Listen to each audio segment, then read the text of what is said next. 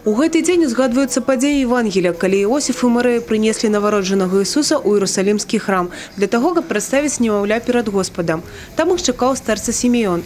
Стрэчанне Господне адносіцца да найстаражытных святаў хрысціянскай царквы і завяршае цыкл калядных святаў.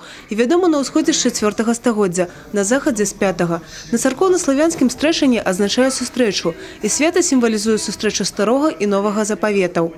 Мы должны вот такую вот жизнь жить, чтобы действительно встреча с Богом у нас всегда состоялась. Она происходит у нас по-разному, через молитву, через таинство, через храм. Многие люди по-разному общаются с Богом. И настоящие люди верующие, которые молятся, которые живут верой, могут привести примеры своей жизни, когда они чувствовали именно то присутствие Божие, когда Господь их коснулся, их сердец.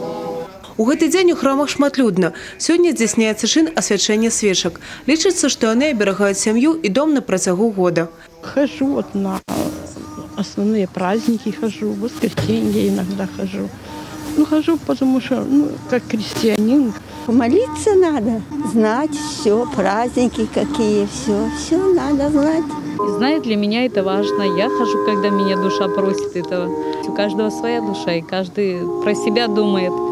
С внуком пришли на праздник, это от самого сердца идет, потому что и родители нас учили, бабушка меня водила, и мама, я своих привела, потому что, надо в сердце иметь Бога и жить с этим, и тогда легче. Асаблівы гэты дзень і ў народным календары.